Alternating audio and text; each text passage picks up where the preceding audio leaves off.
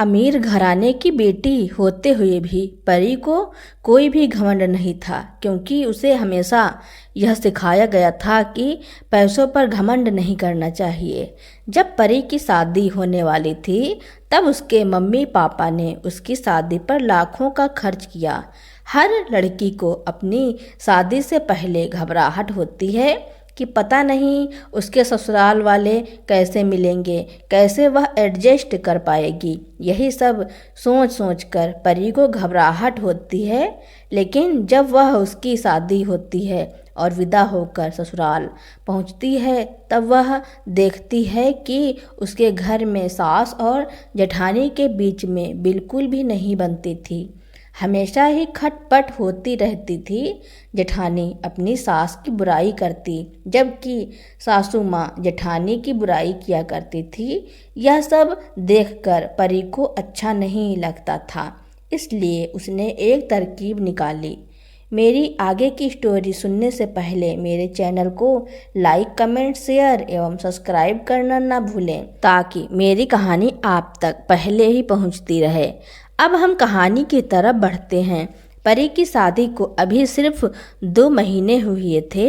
उसकी शादी एक बड़े और भरे पूरे परिवार में हुई थी, जहां सास, ससुर, जेठ, जेठानी सभी थे। नया ससुराल उसके लिए एक नए जीवन की शुरुआत जैसा था, जिसमें हर रिश्ते का एक अलग ही रंग और अहमियत थी। वैसे तो परी की ससुराल में सभी बहुत अच्छे थे, लेकिन उसकी सास का स्वभाव कुछ ज़्यादा ही तेज तर्रार था। परी की जेठानी सरिता ने तो उसे शादी के दूसरे दिन ही सास के तीखे बर्ताव के बारे में बता दिया था। परी भी पिछले 2 महीनों से देख रही थी कि उसकी सास और जेठानी के बीच अक्सर छोटी छोटी बातों पर कहा-सुनी और झगड़े होते रहते थे। सास बहू के इस तनावपूर्ण रिश्ते का असर पूरे घर के माहौल पर भी पड़ता था, और परी समझ नहीं पा रही थी कि इस हालत को कैसे संभाला जाए।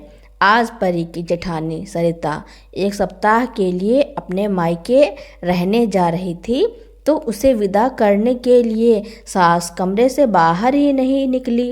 अभी तक तो परी की सास अपनी बड़ी बहू से ही उलझी रहती थी, इसलिए परी से उनका सामना कम ही होता था।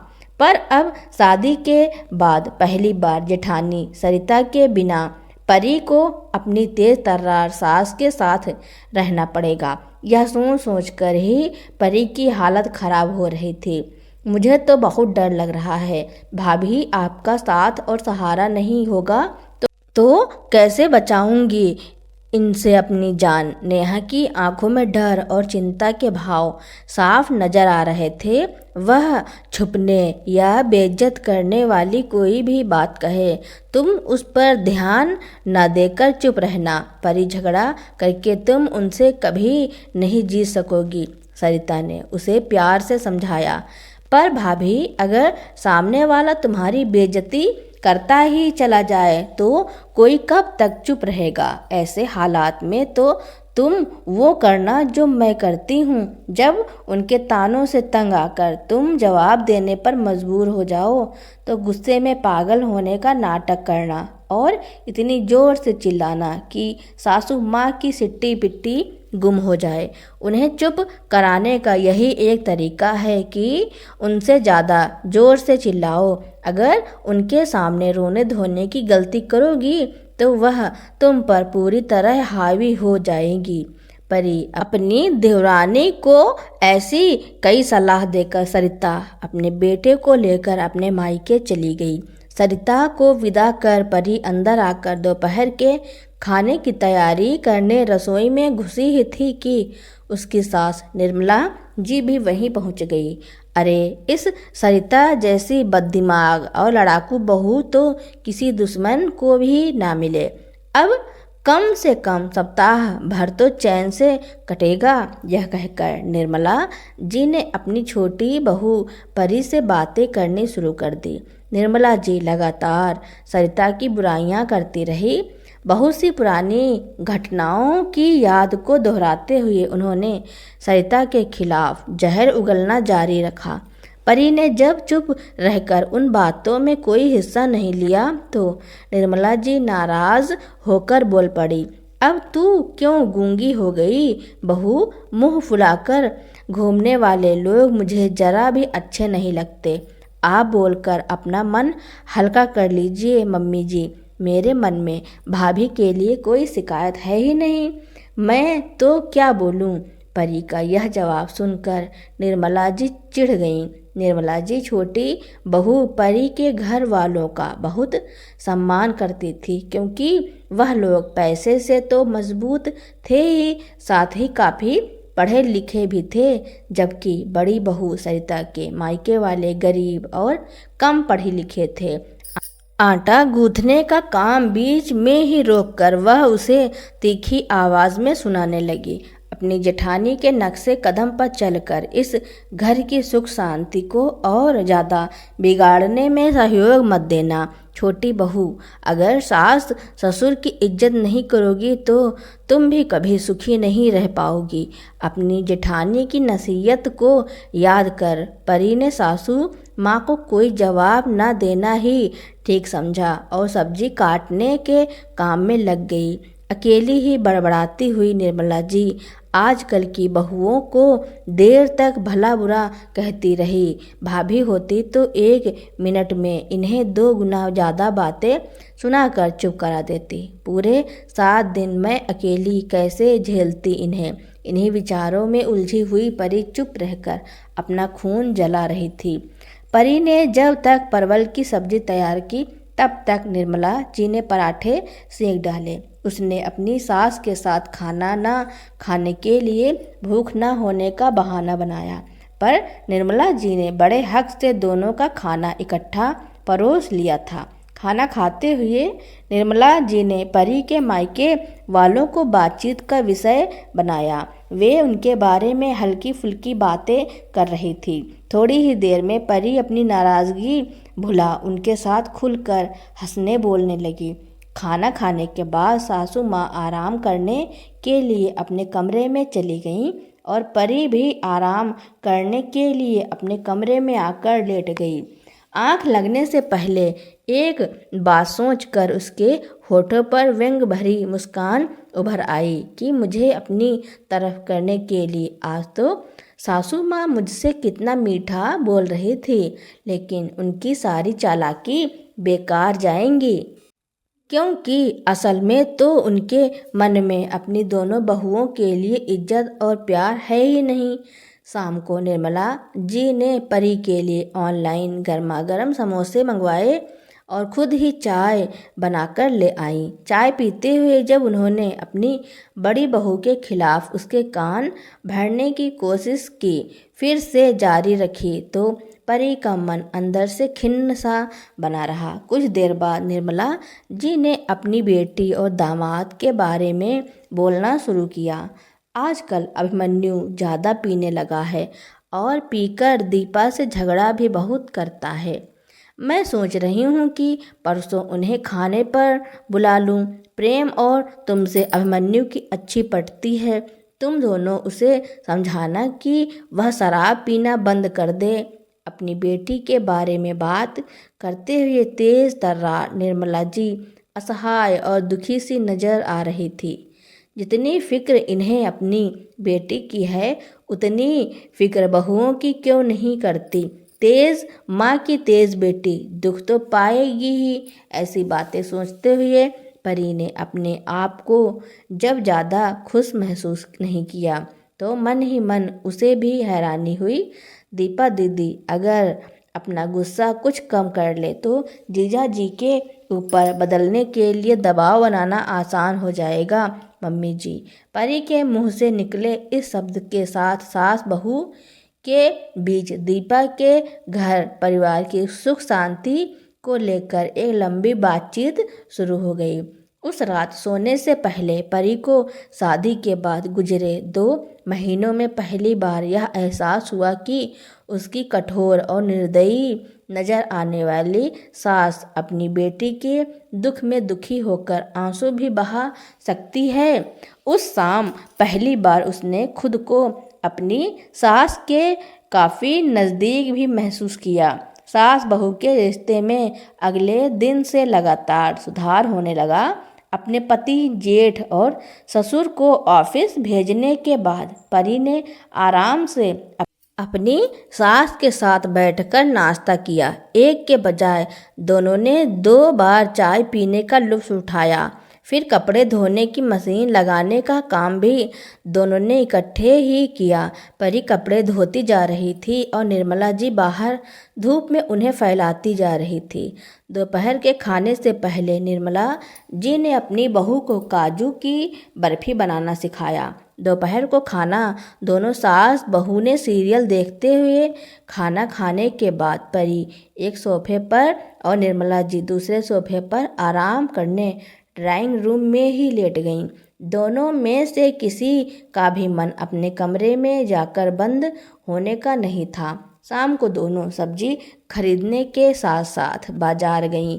निर्मला जी ने अच्छी और सस्ती सब्जियां खरीदने की कला सिखाते हुए उसे एक लंबा सा लेक्चर दिया, पर परी को उनकी बातें उस समय बिल्कुल भी बुरी नहीं लगी। उस रात सास बहू को घुल मिलकर बातें करते देख परी के पति प्रेम ने उसे छेड़ा भी। माँ ने तुम्हें ऐसा कौन सा लालच दिया है जो इतना मीठा बोलने लगी हो तुम उनसे? यह चमत्कार आखिर यह कैसे हुआ मैडम? इसमें चमत्कार वाली कौन सी बात है जनाब? मुझे अपनी तरफ करने के लिए आपकी माताजी मुंह में गुड़ रखकर मुझसे बात कर रही हैं। सरिता भाभी को अलग थलग कर देने के लिए उनकी तरफ से यह सारा नाटक चल रहा है।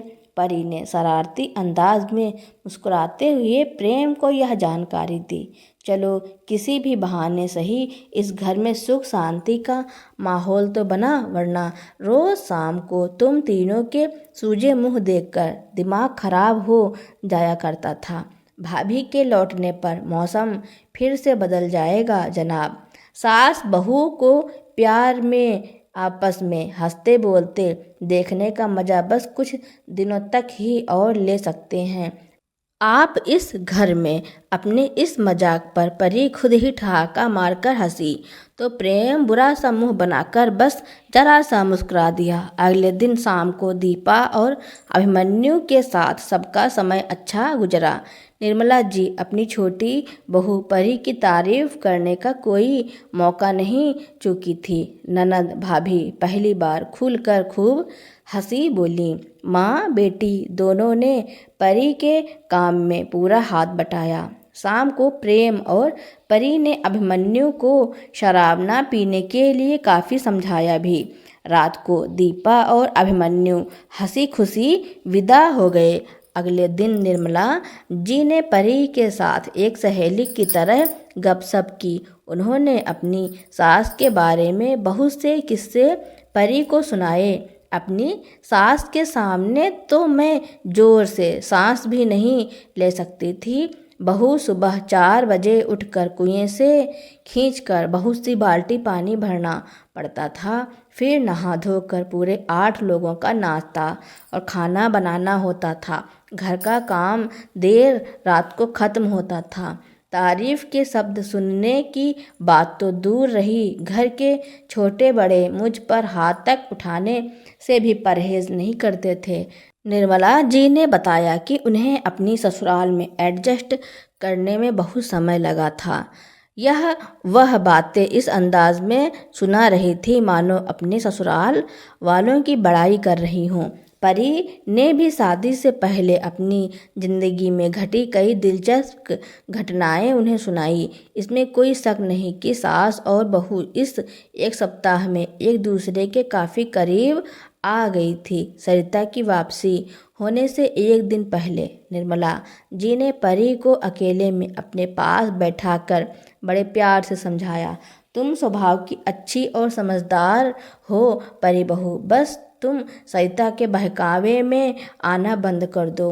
उसकी सह पर जब तुम मुझसे बहस और झगड़ा करती हो तो मेरा मन बड़ा दुखता है। उसकी तरह ही अगर तुमने भी मेरी बेइज्जती करने की आदत डाल ली तब तो मेरी जिंदगी नरक बन जाएगी बेटी। इतना कहते कहते उनकी आंखों में आंसू आ गए। मम्मी जी आप प्लीज़ रोइए मत। भाभी के लौटने पर हम सब मिलकर कोशिश करेंगे कि घर का माहौल हंसी खुशी से भरा रहे। अपनी सास को ऐसा दिलासा देते हुए परी की आंखों में भी आंसू भर आए। उस रात परी को जल्दी से नींद नहीं आई। कुछ सवाल लगातार उसके मन में उथल पुथल मचाते रहे। नज़दीक से जानने का मौका मिला तो मेरी सास दिल की वैसी बुरी तो जरा भी नहीं निकली जैसी मैं उन्हें अब तक समझती आई थी। और सरिता भाभी तो पहले दिन से ही मेरे भले और खुशियों का ध्यान रख रही हैं। जब इन दोनों के ही दिल में इतनी कोमल भावनाएं मौजूद हैं तो इनके आपसी रिश्ते इतने ज़्यादा खराब क्यों हैं? मेरे दिल में सासू जी को लेकर जो गुस्सा नफरत और डर बैठा हुआ था वह सप्ताह भर में ही ऐसे कैसे अचानक गायब हो गया। घर में बना यह सुख शांति भरा माहौल क्या सरिता भाभी के लौट आने पर भी बरकरार नहीं रखा जा सकता? ऐसे सवालों के सही जवाब पाने के लिए परी देर रात तक सोचती रही। अगले दिन रविवार को सरिता अपने बेटे को लेकर सुबह 10 बजे के करीब घर लौटी और घंटे भर बाद ही निर्मला जी और सरिता के बीच भयंकर लड़ाई हो गई। दरअसल सरिता की कमर में सफ़र के दौरान झटका लग जाने की वजह से दर्द हो रहा था, इसलिए काम में लगने के बजाय जब वह अपने कमरे में जाकर लेट गई तो सरिता जी ने उसे बहुत सारी जली कटी बातें सुना दी। इस सबसे परेशान होकर जब परी के ससुर और जेठ ने अपनी अपनी पत्नी को ऊंची आवाज़ में बहुत ज़ोर से डांटा तब कहीं जाकर घर में शांति हुई। निर्मला जी ने रसोई में आकर परी से सरिता की बुराई करनी शुरू कर दी। परी बहू देखा कितनी लंबी जुबान है इस सरिता की, बहुत बर्दाश्त कर लिया इसे, अब तो मैंने इसे घर से अलग करने का फैसला कर लिया है। परी ने उनकी बात पर कुछ कहने के बजाय उनसे सहज स्वर में पूछा, मम्मी जी आज कढ़ी पकौड़ी बना लें? इस पर वह परी की बात को अनसुना करते हुए बोली, देख लेना बहू, एक दिन टेंशन के कारण मेरे दिमाग की नस जरूर फट जाएगी। मम्मी जी आप बेसन घोल कर दीजिए, तब तक मैं चावल साफ कर लेती हूँ। परी की इस बात पर निर्मला जी ने एक बार को तो उसे गुस्से से घूरा और फिर कड़वे शब्द बोले बिना डब्बे से बेसन निकालने में लग गई। शायद नाराज हो जाने के कारण उन्होंने अपनी छोटी बहू से भी कोई बात नहीं की। परी जब कुछ देर बाद चाय का कप लेकर सरिता के कमरे में गई तो उसने भी निर्मला जी के खिलाफ जहर उगलना शुरू कर दिया।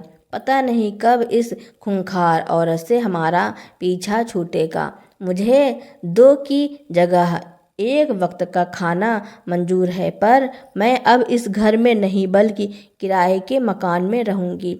अब गुस्सा थूक कर यह बताओ कि आप मेरे लिए क्या लाई हो? परी ने बातचीत का विषय बदल दिया। परी की बात को अनसुना करते हुए सरिता गुस्से में भरी बोलती रही, इन्हें बहुत घमंड है अपनी धन दौलत का, पर मुझे इनसे एक फूटी कौड़ी भी नहीं चाहिए। भाभी आप कहीं घूमने भी गईं या सारा समय बस घर पर ही रहीं? परी की फिर से बात बदलकर पूछने पर सरिता अनमने ढंग से बोली, अभी मुझसे कुछ मत पूछ परी, तुम्हारे पास दर्द की कोई गोली पड़ी हो तो देना। शाम को मेरे साथ डॉक्टर के पास चलोगी?